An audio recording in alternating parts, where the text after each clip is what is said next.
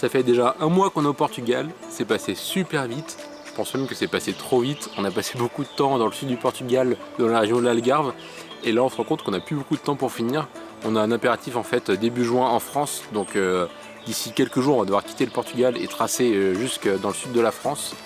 Donc là on va aller tracer, on va aller vers Porto, visiter Porto. D'ici 2 jours je pense. Et après on prend la route, 12 heures de route pour retourner en France.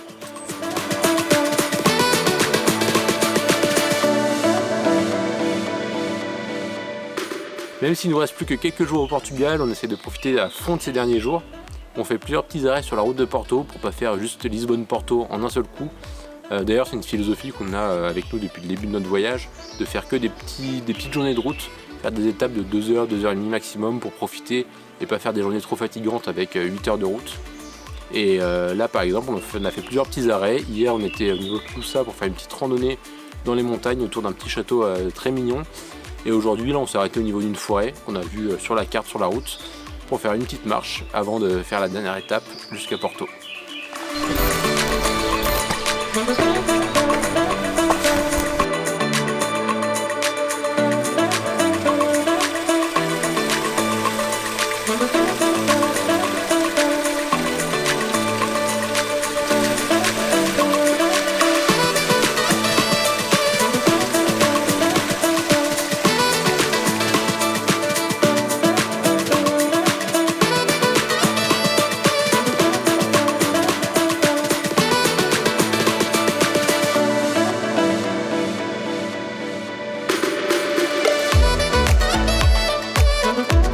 Notre dernier arrêt avant Porto à un Portugais croisé en randonnée. Réputé comme une petite Venise, le village d'Aveiro ne nous emballait pas plus que ça sur les papiers. Mais nous faisons toujours confiance aux conseils des locaux. Et nous avons bien fait, car la carte postale est bien sympathique. Avec ses canaux et les gondoles qui y naviguent, il n'en faut pas plus pour tomber sous le charme d'Aveiro.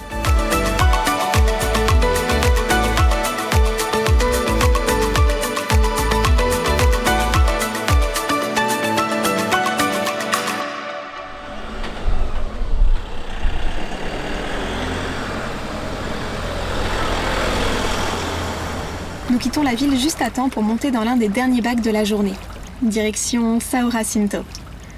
Nous évitons ainsi un gros détour pour contourner la Ria d'Aveiro, et quel plaisir de se laisser porter sur l'eau.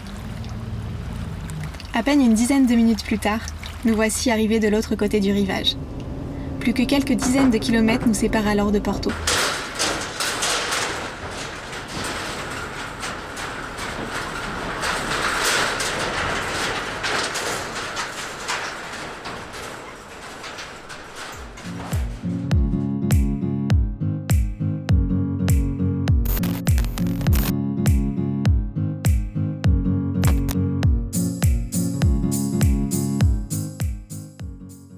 Notre périple jusqu'à Porto en aura valu la peine. La ville est très agréable, malgré la chaleur écrasante ce jour-là. À la recherche des plus beaux azuleros, depuis notre arrivée au Portugal, nous ne pouvions pas passer à côté de la gare de São Bento. Le hall en est recouvert sur une surface de près de 550 mètres carrés.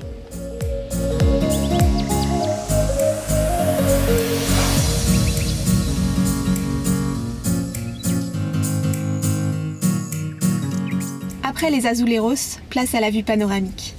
Et oui, car la tour d'éclair offre une vue imprenable à 360 degrés sur toute la ville, nous permettant d'admirer au passage les toits ornés des fameuses tuiles rouges caractéristiques de la région. Nous prenons ensuite le temps de nous balader dans le quartier de la Ribeira, en parcourant ces ruelles étroites et sinueuses qui descendent vers le fleuve.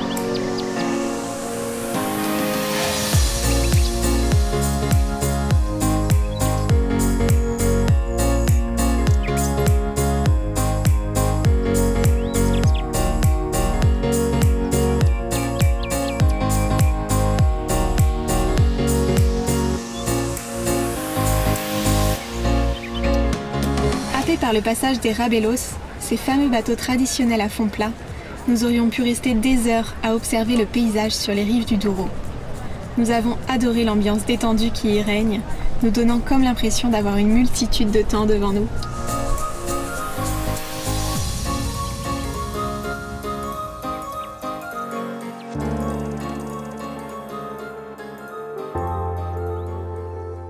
Malheureusement, l'heure tourne et il est temps de reprendre la route. Il nous reste seulement quelques jours pour traverser l'Espagne et rejoindre Toulouse. Nous profitons du trajet pour nous arrêter par-ci par-là à différents points d'intérêt situés sur notre route.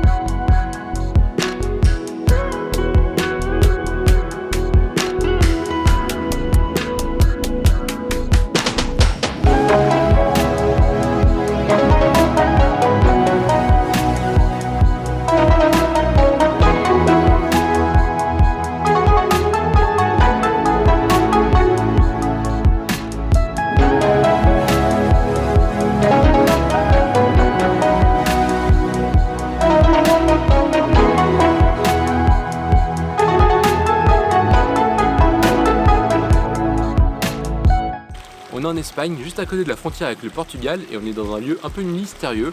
En fait, c'est un village qui est totalement abandonné, et la raison, c'est que ce village, jusqu'à quelques années, je crois jusqu'en 2020, il était totalement immergé sous l'eau, avec des dizaines de mètres d'eau, parce qu'en fait, ici, on est dans un réservoir d'eau qui est totalement asséché, malheureusement, depuis quelques mois, voire quelques années.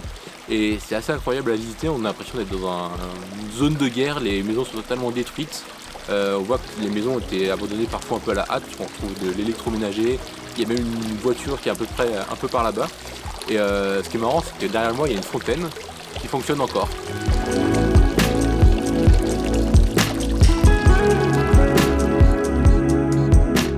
Effectivement, le village d'Aceredo et ses 70 maisons ont été engloutis il y a maintenant 30 ans, en 1992, lors de la construction du barrage d'Alto Lindoso. Depuis quelques années, une forte sécheresse frappe la région et le niveau des réservoirs est en forte baisse. Nous avions également pu le constater sur les différents barrages croisés sur notre route. Début 2022, le niveau de remplissage du réservoir est passé sous la barre des 15% et a fait réapparaître le village anciennement englouti. La réapparition de ce village, après 3 décennies passées sous l'eau, est un témoin vif du réchauffement climatique.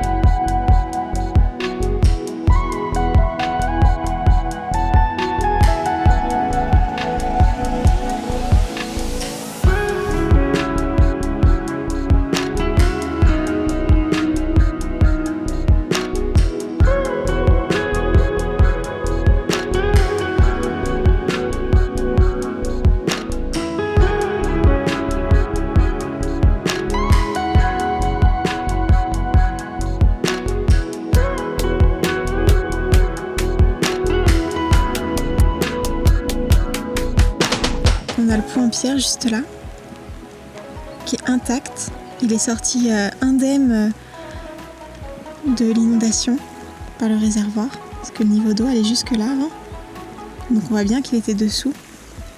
Et en fait, ça se voit à l'état de la route aussi.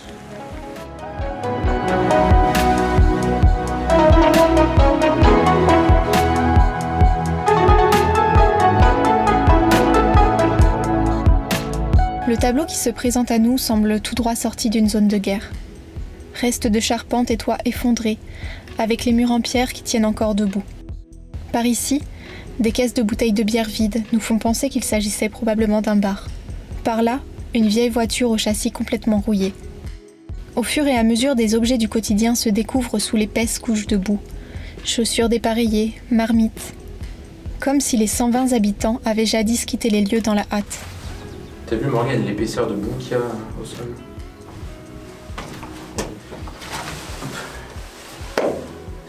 C'est assez surprenant parce qu'on est quand même au premier étage d'un bâtiment actuellement. Ça montre à quel point l'eau a pu amener de la boue en 40 ans. Là, il y a bien 5 cm de boue partout par terre. C'est assez marrant de voir comment ça s'est conservé avec le temps. Là on est au premier étage d'un bâtiment, parce que c'est un bâtiment qui est totalement en béton. La dalle du premier étage est en béton, donc elle est en bon état, on a pu monter. La plupart des autres bâtiments c'était du bois, donc en fait tout s'est cassé la gueule et c'est beaucoup trop dangereux de monter. Là on a pu monter. Et c'est marrant, par exemple, sous la boue on voit que le carrelage il est encore en assez bon état, il est plutôt bien survécu à l'immersion dans l'eau. Par contre tout ce qui est en bois, ça a pris pas mal cher. Et pour le coup tout ce qui est métallique c'est totalement mort au bout de 40 ans. On trouve des fois des traces de rouille encore mais il reste plus rien.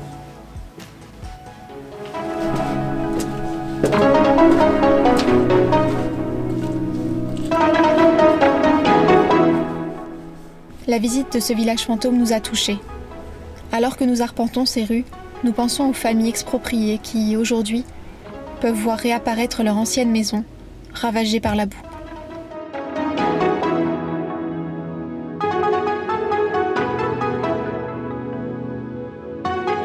C'est donc ici que s'achève notre périple au Portugal.